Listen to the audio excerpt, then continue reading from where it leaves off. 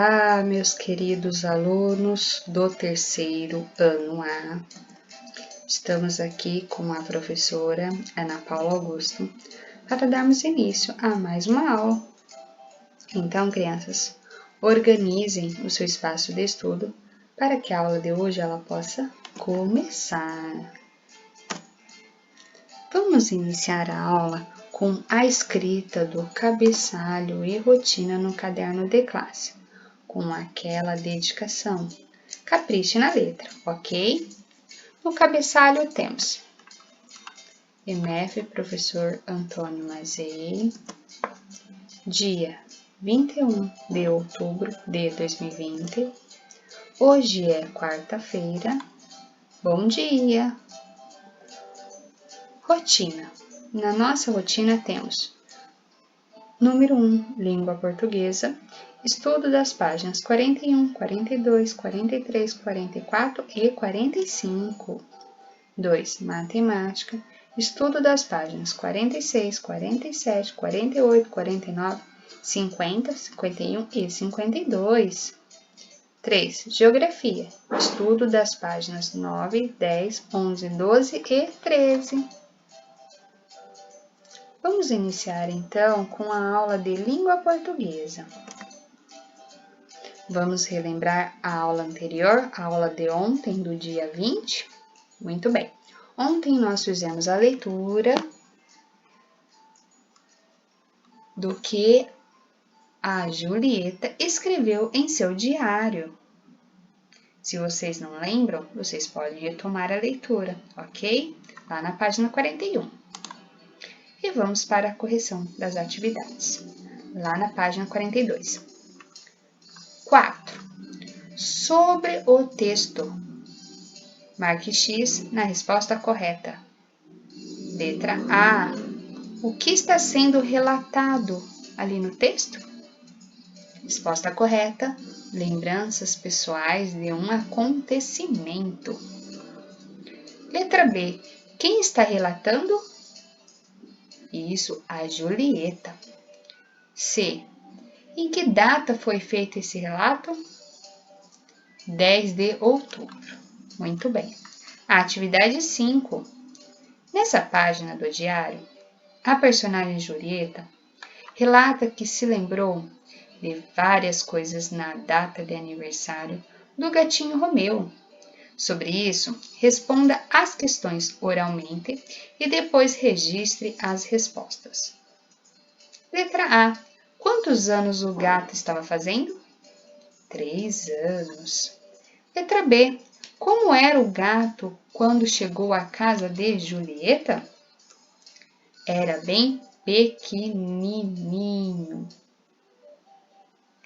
C. Onde e como ele dormia? Ele dormia na cama de Julieta, enroladinho em seus cabelos para ficar quentinho. Letra D. Quem deu o nome para o gato? O pai de Julieta. Letra E. Por que ele escolheu o nome Romeu para o gato? Porque ela se chamava Julieta e gostava muito do gato. Letra F. O que ela descobriu sobre Romeu e Julieta? Descobriu que são personagens da maior história de amor já escrita. Continuando a correção da página 43. 6. Volte à página 41 e copie a expressão usada por Julieta para se referir ao diário.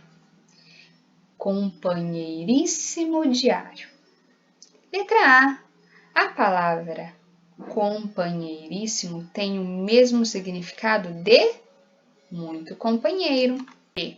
Considerando a maneira como Julieta trata o diário, o que ele representa para ela?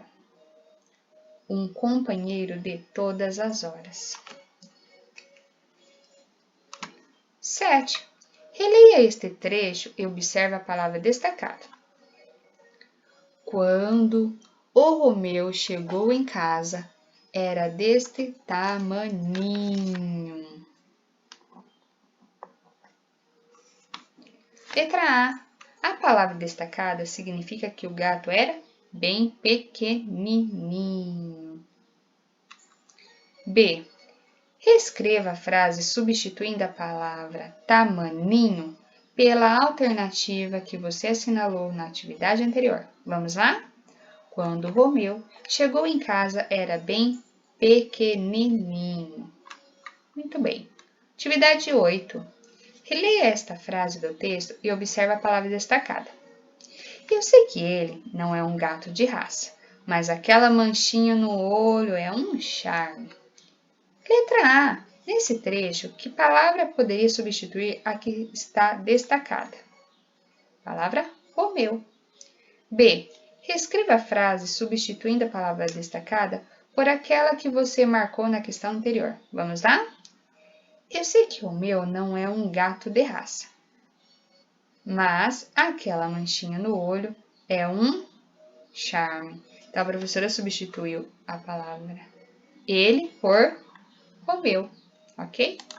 Muito bem. E vamos para a correção da página 44. 9. Releia este trecho e observe as palavras em destaque. O que nós destacamos? Ele e ele, e cada um com sua cor, seguindo a legenda. Vamos ver? Quando se refere a Romeu, quando se refere a papai, quando se refere a gatinho. Ok. Agora, reescreva o trecho anterior, substituindo o termo ele pelas palavras a que se refere. Vamos lá? Hoje foi aniversário do meu querido Romeu. Romeu fez 3 anos. Fiquei lembrando tanta coisa. Quando Romeu chegou em casa, era deste tamaninho. Romeu dormia na minha cama, enroladinho nos meus cabelos para ficar quentinho. Quem escolheu o nome foi o papai. Papai disse que eu gostava tanto do gatinho que o gatinho só podia ter esse nome. E a atividade de hoje? Na atividade de hoje, nós vamos falar sobre sufixo. Sufixo é a terminação em íssimo ou íssima, ok? Palavras que têm essa terminação. O diário de Julieta era muito companheiro. Nele, ela podia confiar e contar todas as suas histórias secretas. Por isso, ela se referia ao diário como companheiríssimo. Número 1. Leia as palavras e copie a parte igual com a mesma cor. Vamos lá. Companheiro, companheiríssimo. O sufixo intensifica o sentido das palavras adjetivos, quando dá qualidade, ok? Exemplos. Muito baixo, baixíssimo. Muito alto, altíssimo. Muito baixa, baixíssimo. Muito alto, altíssimo. Agora que você compreendeu, vamos para a atividade 2. Copie as frases substituindo as expressões sublinhadas por uma só palavra. Com a chegada do gatinho, Julieta ficou muito contente. O gatinho, quando chegou à casa de Julieta, era muito pequeno. A menina maluquinha acha o gatinho Romeu muito charmoso. O diário de Julieta tem histórias muito secretas. Muito bem.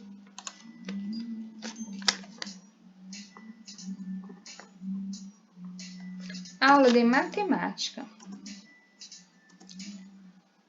Correção da atividade, da página 46.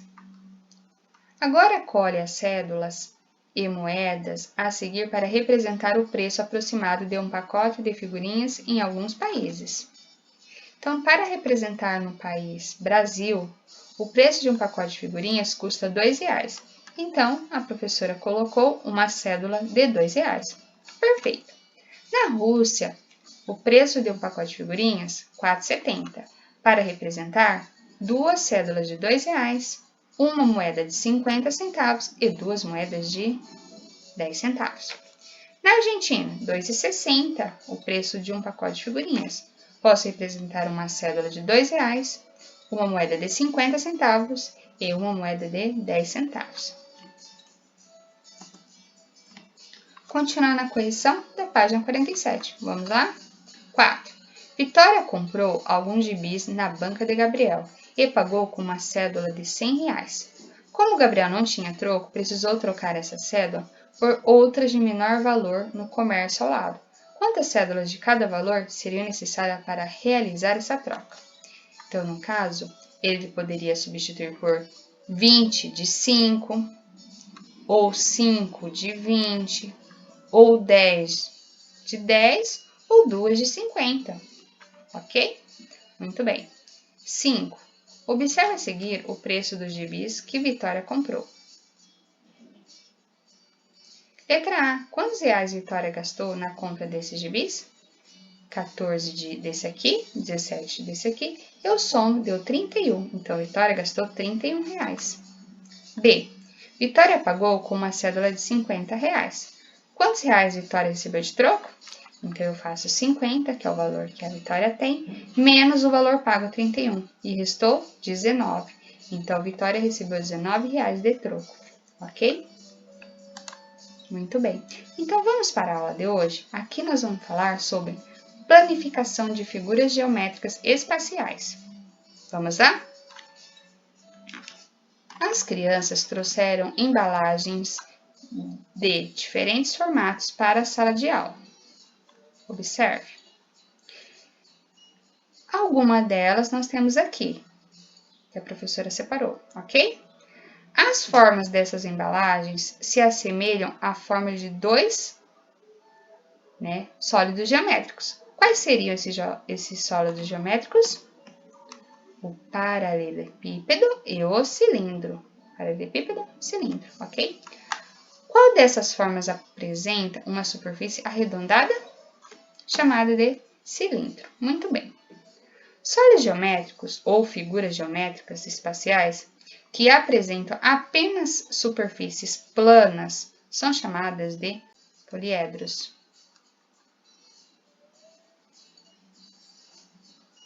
Sólidos geométricos ou figuras geométricas espaciais que apresentam pelo menos uma superfície arredondada são chamados de corpos redondos, ok? Muito bem, então continuando. Os poliedros apresentam estes elementos. Nós temos as vértices, que são os cantinhos, tá vendo? A face, que é essa parte inteira, e olha que nós temos várias faces, tá? E a aresta, que seriam as linhas, certo? Contorno. E os corpos redondos apresentam esses elementos: a superfície plana, que é essa reta aqui em cima, e uma superfície arredondada, como vocês podem ver, ok? Muito bem. Depois que vocês compreenderam o que a professora trouxe aqui, vamos para o momento das atividades. Número 1. Reúne-se aí com a família de vocês e procurem na sala objetos com uma forma de cubo, paralelepípedo, esfera, cilindro, pirâmide e cone. Manuseiem esses objetos observando a forma deles. Depois, separem os objetos em dois grupos. Um com objetos que apresentam apenas superfícies planas, retas, e outro com objetos que apresentam pelo menos uma superfície arredondada. Vai ser mais simples. Depois, pinte os modelos de sólidos geométricos a seguir de acordo com a descrição da característica de cada um. Então, nós temos 1, 2, 3, 4, 5, 6 sólidos, certo? E vocês vão pintar de azul aqueles que apresentam apenas superfícies planas, retas, e de amarelo quais apresentam pelo menos uma superfície arredondada, ok? Bem simples. Continuando as atividades lá na página 50. 2. Observe novamente os sólidos geométricos e preencha a tabela a seguir com o número de faces, vértices e arestas de cada um, certo? Então, aqui vocês têm o sólido cubo, o bloco retangular ou chamado paralelepípedo e a pirâmide. Então, qual é o número de faces? Faces, vocês podem dizer que é aquela parte que você consegue passar a mão inteira, tá vendo? Então, quantas faces tem aqui? Número de vértices, lembrando que a vértice é o cantinho, é as pontinhas. Quantas pontinhas tem em cada um? E depois o número de arestas. Arestas são as linhas, os contornos. Então, qual Quantos tem em cada um? Esses sólidos são poliedros ou corpos redondos? Responda. 3. Colhe os adesivos com a imagem dos sólidos geométricos indicados. Qual é o cilindro, qual é o cone, qual é a esfera? Esses sólidos são poliedros ou corpos redondos? Continuando as atividades lá na página 51. 4. Marque com X o objeto cuja forma se assemelha a um poliedro. 5. Circule o brinquedo cuja forma lembra um corpo redondo. Bem fácil, né? E vamos para um momento de experiência aqui embaixo. Agora vamos desenhar a planificação de uma embalagem. O que vocês precisam de materiais? Uma embalagem vazia de creme dental, como vocês podem ver aqui. Tesoura sem ponta, régua, folha de sulfite, de papel sulfite. Como fazer? Primeiro, desmonte cuidadosamente a embalagem de creme dental e recorte as abas usadas para a colagem. 2. Na folha de papel sulfite, contorne a caixa desmontada para obter a figura planificada e, com a ajuda de uma régua, desenhe as faces que formam essa embalagem. 3. Pinte na planificação cada face com uma cor diferente. A seguir, marque com X as figuras geométricas planas que você observa nas faces da caixa de creme dental, quadrados, triângulos ou retângulos. Atividades da página 52. 7. Manuseie os modelos de sólidos geométricos observando o formato de suas faces. Pinte a seguir as figuras planas correspondentes às faces de cada uma. Então, nós temos aqui essa figura, essa figura, essa figura. 8. Marque com X o molde que pode ser usado para construir um cone. 9. Pinte as figuras que representam a planificação de uma pirâmide. Qual, se eu montar, vira uma pirâmide? Muito bem. Aula de Geografia. Primeiro, momento da correção da página 9. Vamos lá? Número 1. Marque V para as alternativas verdadeiras e F para as falsas. Vamos lá? Os centros históricos das cidades apresentam construções antigas que retratam a sua história local. Verdadeira. Não há nenhum aspecto cultural e histórico nas cidades brasileiras. Falsa.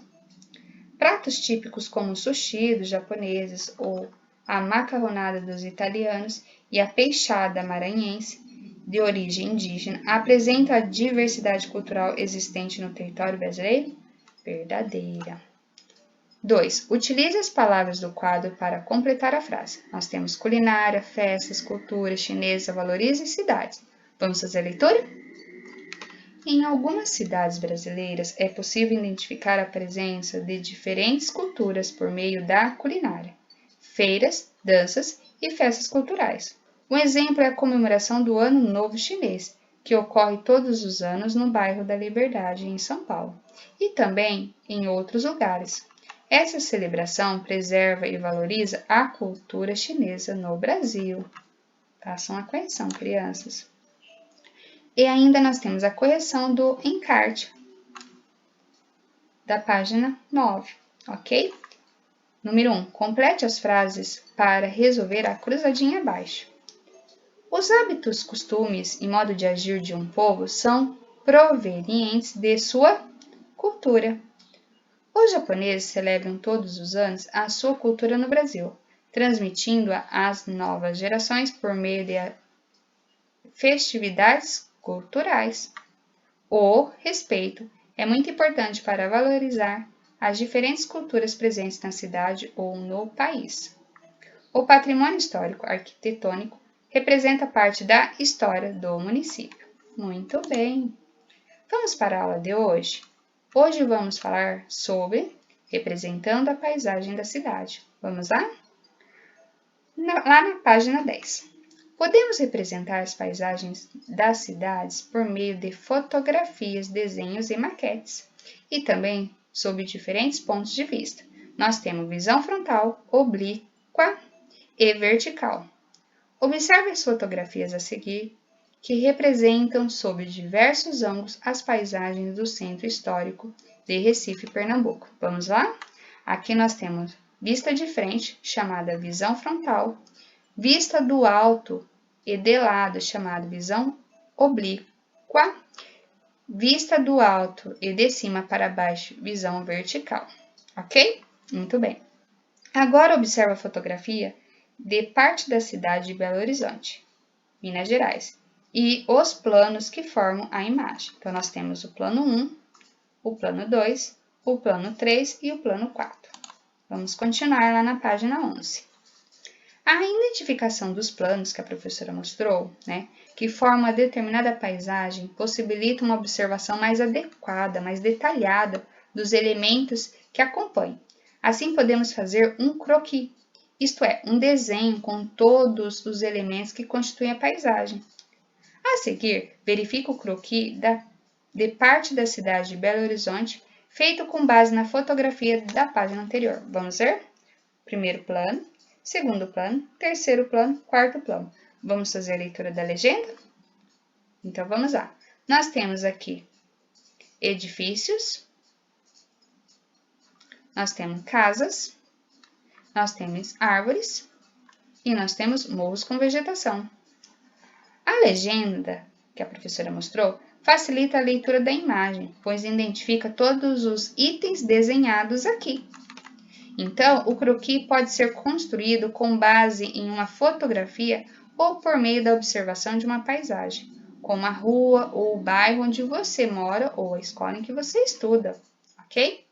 Então, agora que você observou esse croquis, que tal fazer um croquis do seu bairro?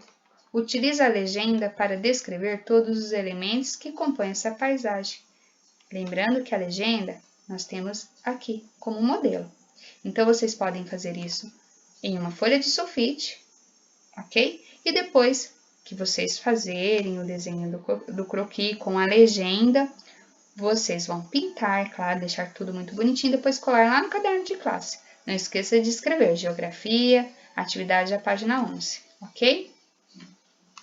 Representando a paisagem da cidade. Vamos continuar? Outra maneira de representar as paisagens que formam as cidades é por meio das maquetes, que são miniaturas ou modelos do espaço real. Para construir uma maquete, podemos nos basear em mapas, fotografias, com visões frontal, oblíqua e vertical, e em croquis com as nossas próprias observações dos elementos que compõem o espaço. Analise a imagem a seguir de parte do município de Nova Andradina, lá no Mato Grosso do Sul. Agora a maquete de parte desse município construída com diversos materiais recicláveis. Bem bacana, não é mesmo? Agora que vocês conheceram um pouquinho sobre esse conteúdo, vamos para o momento das atividades lá na página 13. Primeiro, vocês terão que responder: como podemos representar as paisagens que formam as cidades? O que são maquetes? Qual a importância da legenda na representação de um croquis? E depois, observe a fotografia do município do Balneário de Camboriú, em Santa Catarina, e depois responda as questões propostas. De que maneira ela foi representada? Visão oblíqua, visão vertical ou visão frontal? E também, quantos planos formam essa paisagem? E em qual plano há um maior número de elementos culturais? Lembrando que elementos culturais são os elementos construídos pelo homem.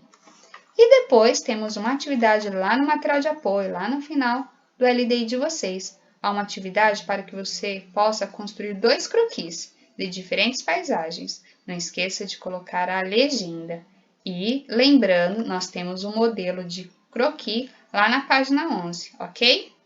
E vocês vão aguardar porque nós faremos ainda uma maquete de uma parte da sua cidade. Então, a professora Ana vai mandar orientações para vocês como vocês poderão realizar essa atividade em casa, que é a atividade de montar uma maquete de uma parte de sua cidade.